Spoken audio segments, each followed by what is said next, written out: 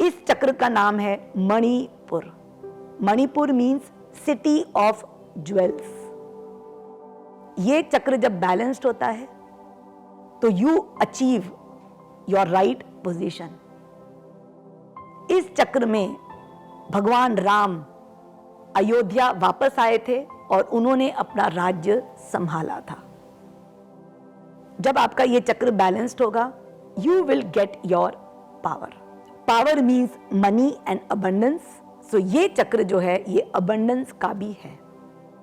It denotes the passion, the fire that you have in your life to take action.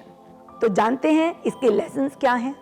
Manipur चक्र का पहला lesson है dependency. आज ये चक्र ब्लॉक होता है। आज अगर हमारी लाइफ में कोई भी डिपेंडेंसी होती है तो डिपेंडेंसी मतलब हम कहीं ना कहीं सोचते हैं कि हम डिपेंडेंट हैं किसी के ऊपर या कोई हमारे ऊपर निर्भर है। फैमिली में एक पिता सोचता है कि उसका परिवार उसके ऊपर निर्भर है। ऑफिस में एक एम्प्लॉयर सोचता है कि सारे एम्प्लॉइज और कंपनी का दायित्व उसके ऊपर निर्भर है। कहीं तो हम सोचते हैं कि पूरी दुनिया हमारे ऊपर निर्भर है और कहीं हम सोचते हैं कि हम दूसरे के ऊपर आश्रित हैं। If we feel dependent on our company or we feel dependent on others, we lose power. ये चक्र सिखाता है कि there is no dependency. It is neither you are dependent on someone and neither anyone is dependent on you. हमें ये जानना है कि जब हमारे जीवन में डिपेंडेंसी होगी, हमारे जीवन में एक्सपेक्टेशंस होगा, कंट्रोल होगा, फियर होगा, फ्रस्ट्रेशन होगा। पर क्या सही में हमारे ऊपर कोई भी आश्रित है? सोचिए, आज सारी रिलेशनशिप्स जो वर्ल्ड में है, चाहे आपका और आपके पेरेंट्स का, आपका और आपके बच्चों का, आपका और आपकी कंपनी का, it is only partnership with equal give and take. आप आज बच्चों को बड़ा कर रहे हो और जब बच्चे बड़े होंगे वो आपको सपोर्ट करेंगे।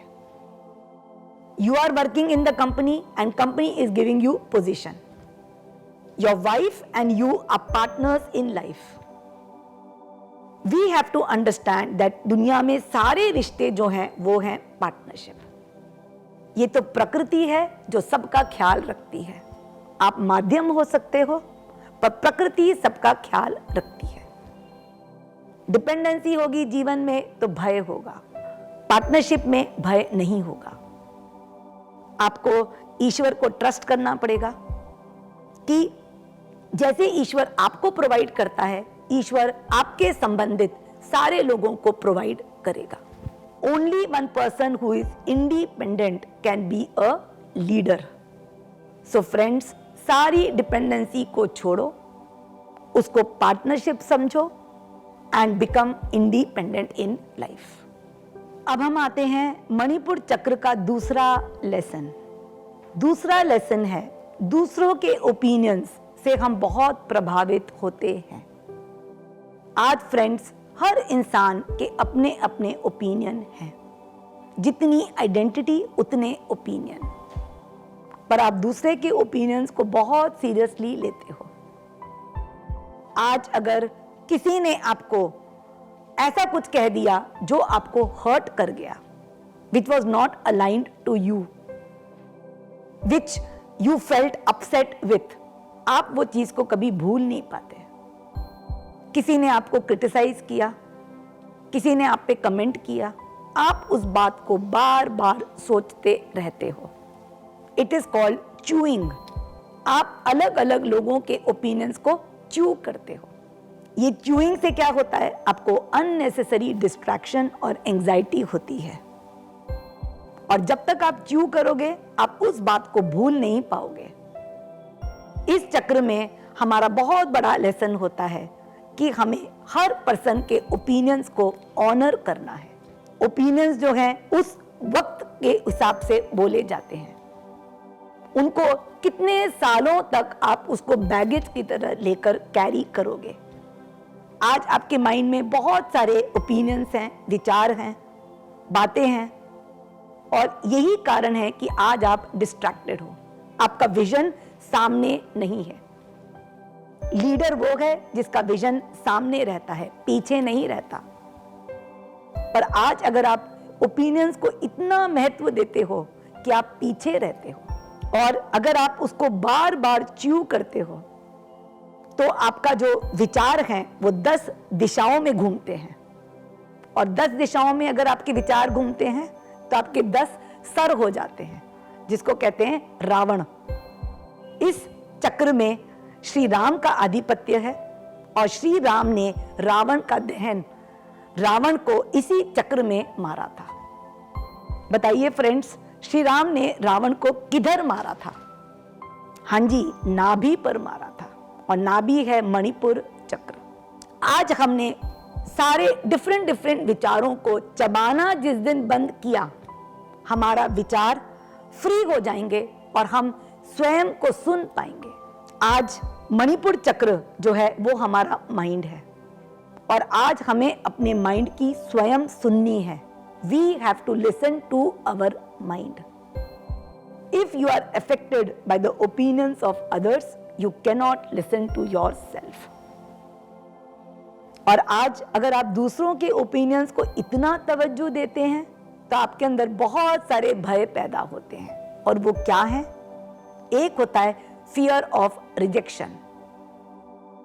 आज अगर आपको लगता है कि किसी ने कोई आपको एक्सेप्ट नहीं किया, ये आपके अंदर फियर है of rejection, this will paralyse you.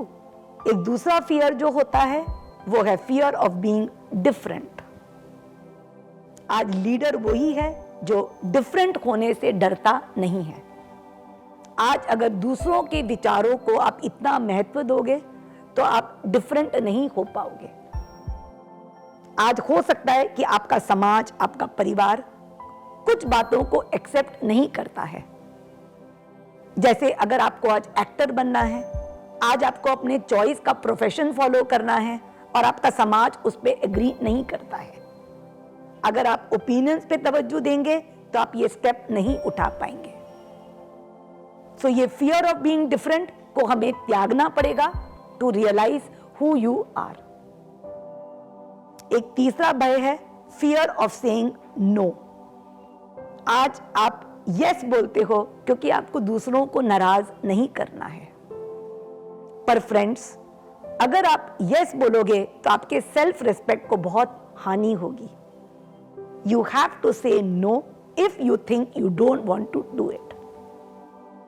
आपको ये fear of saying no and fear of hurting someone को त्यागना पड़ेगा। और इसमें एक और भय है fear of confrontation.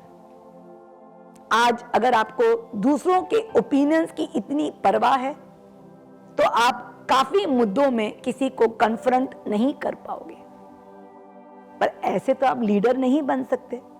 Leader is someone who will take charge. You have to be ready to confront if necessary. इसके लिए आपका जो भय है, it could be fear of shame, it could be fear of violence, fear of the unknown, आपको उसको त्यागना पड़ेगा।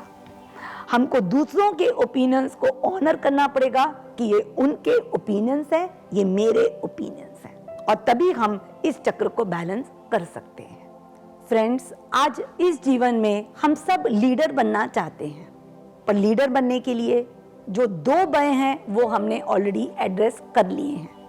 पहला भय है फियर ऑफ डिपेंडेंसी, और दूसरा भय है fear of opinions of others.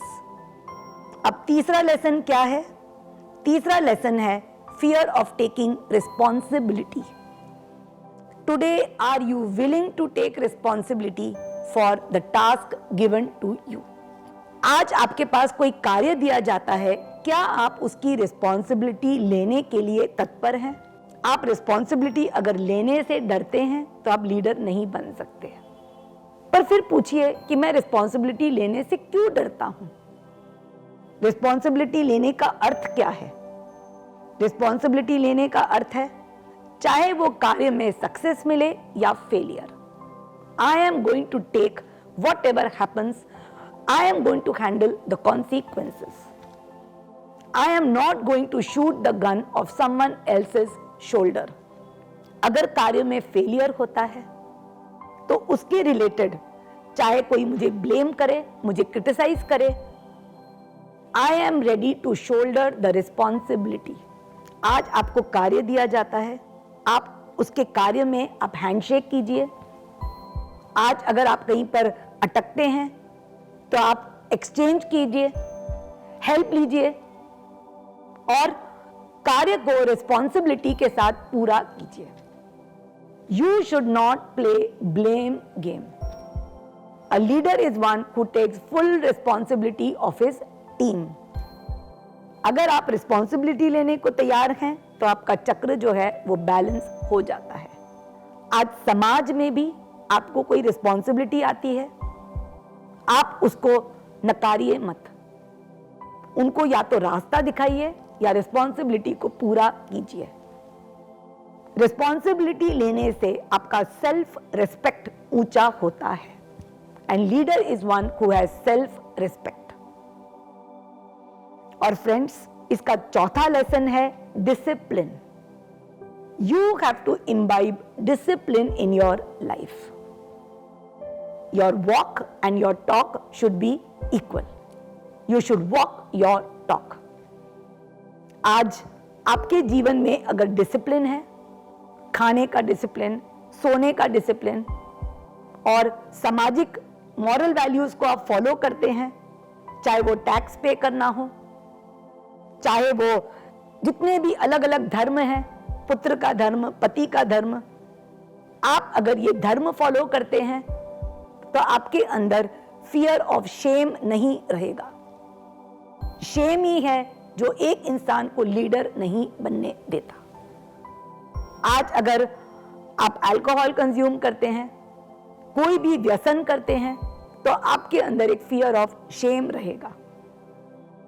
तो लीडर बनने के लिए आपको सूर्य की तरह डिसिप्लिन्ड होना जरूरी है। आप सूर्य को देखिए कैसे रोज समय पे आता है,